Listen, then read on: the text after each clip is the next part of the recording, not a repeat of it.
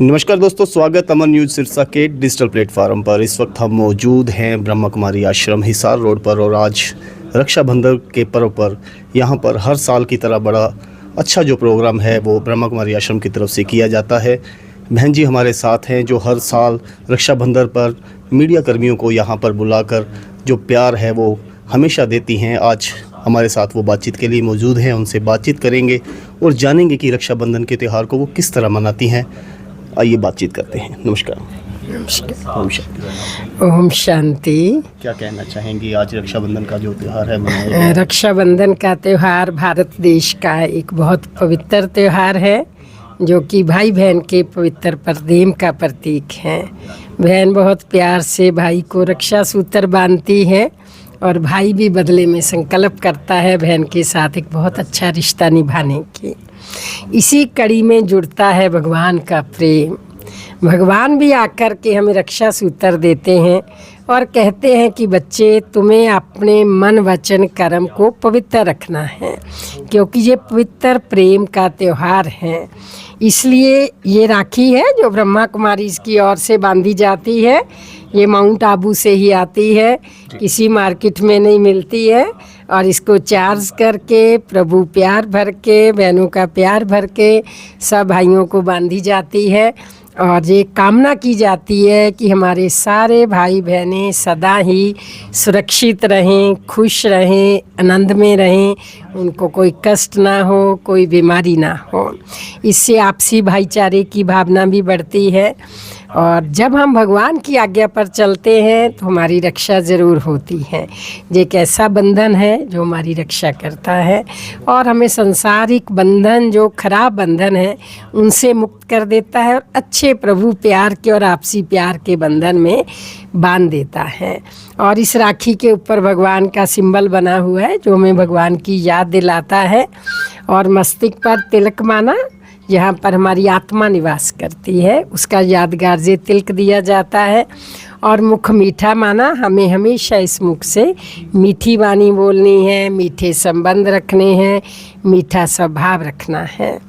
हम लोग कहते हैं कि इस राखी पे हमें कुछ भी ये मटीरियलिस्टिक गिफ्ट, पैसा नहीं चाहिए, लेकिन आप अपने जीवन को श्रेष्ठ बनाने का एक अच्छा संकल्प लो तो हमारा राखी मनाना सार्थक होता है।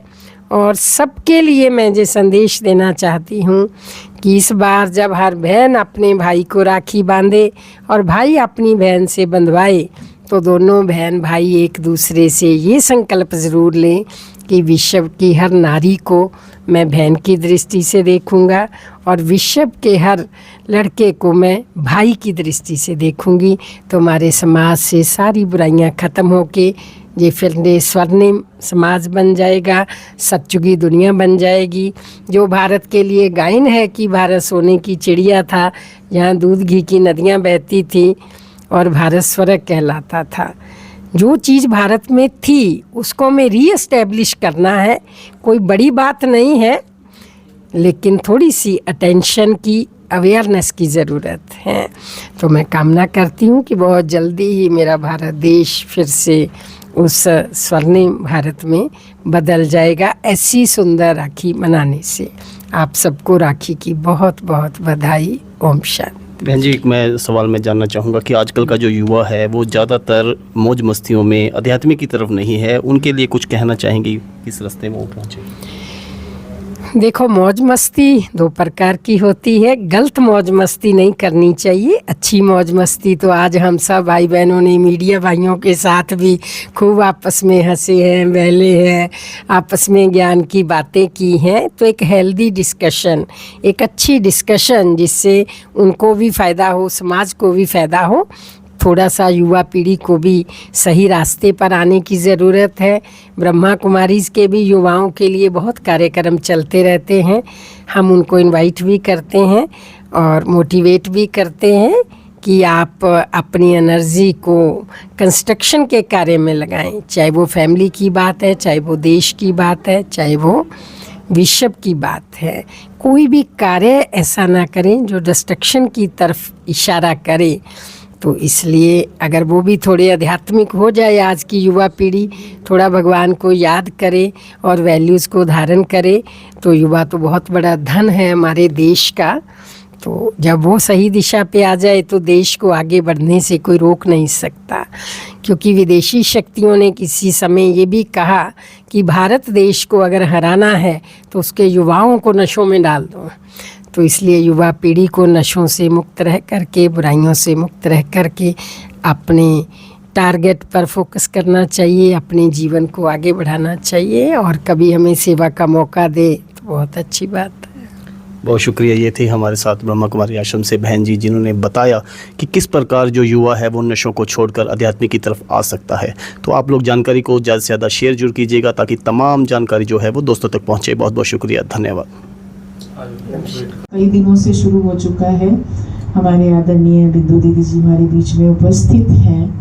तो गांव-गांव में जाकर, गांव छोड़ो किसी के घर पे भी जाकर, जहां कोई 20-30 लोग इकट्ठे आसपास के आते हैं, वहां भी ये पर्सनली जाते हैं, सबको पर्सनली मिलते हैं। और ये जो त्योहार इतना इम्पोर्टेंट है समाज के लिए, इसका संदेश देते हैं, इसका आध्यात्मिक मीनिंग बताते हैं। और मकसद उसके पीछे एक ही होता है कि जो कुछ भी हम कर रहे हैं उससे हमारे अंदर और समाज के अंदर, परिवार के अंदर एक बदलाव आए, कोई नई चीज आए। तो ऐसा ही संदेश, ऐसी ही इस पर्व के प्रति जो भी हमारे लिए प्रेरणाएं हैं, हम दीदी जी के मुखारबिंद से अभी सुनेंगे। और फिर दीदी अपने हस्तों से आप सबको रक्षा सूत्र भी बांधेंगे और त्योहार के ऊपर जो भी इनकी मन की भावना है, एक प्यार भरी सौगात भी आप सबके लिए है। तो अभी हम ज़्यादा समय में नहीं लेती हुई दीदी जी के मुखारबिंद से ही सुनेंगे। ओम शांति। बोलो आप सब भाई, ओम शांति। वो सच्चे सोल गार्ड को, सच्चे बॉडी गार्ड को, सच्चे हमारे रक्षक को हम कुछ ना कुछ समय निकाल करके ज़रूर उसको याद करें, उसका धन्यवाद करें लाइफ के हर स्टेप के लिए। तो आपको साथ का फील होगा। कोई मेडिटेशन का मतलब ये नहीं है कि काम धंधा जहाँ घर बार छोड़ के कोई घंटों तक बैठे रहना है तप में। वो तो गृहस्थी तो नहीं कर सकते, वो हम लोग भी नहीं ज़्यादा लंबा टाइम बैठते। क्यों? आपको अलग प्रकार का कारोबार है, हमारा अलग प्रकार का है। आप लोगों के तो फिर भी अपने हाथ में है। जब आप घर में गए, मिसिस का भी दिल करेगा खाना पकाएगी, नहीं तो मार्केट से 2 जनों का ले आओ होटल से। ये 24 घंटे खुला है। यहाँ रूहानी मिलिट्री है, रूहानी सर्जन है। एक डॉक्टर की क्लिनिक भी इमरजेंसी में 24 घंटे खुली होती है और मिलिट्री भी 24 घंटे होती है। अगर रात को 11 बजे भी फ़ोन आ गया तो उनको उठ करके जाना ही है। इस घर में भी चाहे कोई कितने बजे भी आए, हमको उसको ज़रूर मिलना है। दोपहर को 3 बजे गर्मी में सब रेस्ट करेंगे। अगर आप में से कोई आ गया बहन जी से मिलना है तो उसी समय मिलना है। आपको ये कोई नहीं कहेगा कि नहीं अभी नहीं मिल सकते। सुना कभी कि ये कहा हो कि नहीं मिल सकते तो इसलिए ये बहुत मज़ेदार भी है, इसमें बहुत आनंद भी आता है, क्योंकि जब किसी को इस दरबार में आकर के सुख शांति और खुशी मिलती है तो हमारी खुशियाँ भी कई गुना मल्टीप्लाई होती हैं। इस सच्चा श्रृंगार है और सच्चे गहने हैं। तो इसलिए जब भी आपको तिलक देंगे ना, तो आपको भी जो 3 बातें याद रखनी है कि मुझे इसको ठंडा भी रखना है, गुण भी भरने हैं, और यहाँ पर मेरी आत्मा है जो इस पूरे शरीर को संचालित करती है। ये आत्मा ड्राइवर और शरीर गाड़ी। गाड़ी कितनी भी महंगी हो, अगर उसके अंदर ड्राइवर नहीं तो गाड़ी कोई काम की नहीं। ऐसे ये शरीर की अगर डॉक्टरों के हिसाब से वैल्यू लगाओ तो करोड़ों का है। एक एक अंग अगर ट्रांसप्लांट करना पड़ जाता है या रिपेयर करना पड़ जाता है तो कितना खर्च होता है। आत्मा बहुत छोटी सी बिंदी, जैसे एक मोबाइल सेट होता है ना, मोबाइल सेट आपका एप्पल का है, 1.5-2 लाख का भी हो सकता है और भी महंगा हो सकता है। लेकिन सिम क्या होता है, 150 रुपये का मिल जाता है। लेकिन अगर 150 रुपये का इतना सा सिम नहीं है मोबाइल में तो आप किसी से बात नहीं कर सकते हैं। ऐसे ही समझ लीजिए जो बॉडी मोबाइल सेट है और आत्मा उसके अंदर सिम है। जब तक आत्मा रूपी सिम नहीं तो आप किसी से बात नहीं कर सकते। इसलिए माइक्रो लेवल के छोटे से छोटे अंश का भी लाइफ में महत्व होता है। ये चीज़ें हमें ये भी संदेश देती हैं। फिर आप सबको जो राखी बांधी जाएगी, वैसे तो हर बार ही आपको ये बात बताती हूँ कि ये मार्केट में कहीं नहीं मिलती है। आपको महंगी महंगी राखियाँ मिलेंगी, लेकिन ये यहीं पर मिलेगी। और यहाँ भी माउंट आबू से स्पेशल आती है। हम लाते हैं, मेडिटेशन रूम में रखते हैं, इनको चार्ज करते हैं, इनमें शक्ति भरते हैं और भगवान जी से दुआ करते हैं कि जिन भी भाई बहनों की कलाई पर जे राखी बंधे, उनके जीवन की सारी परेशानियां खत्म हो जाए, उनका जीवन सुख शांति खुशियों भरा हो जाए और आपका जो पवित्र धागा हमारे इन भाई बहनों की हर तरह से रक्षा करे, बीमारियों से, दुखों से, परेशानियों से, परिस्थितियों से। तो इसलिए बहुत स्नेह और प्यार का ये धागा है। हमारे रहते आप बेरोजगार क्यों हैं? सरकारी नौकरी की सबसे अच्छी तैयारी, सबसे अच्छे अध्यापक, सबसे कम फीस, हरियाणा का नंबर 1 कोचिंग सेंटर ICS।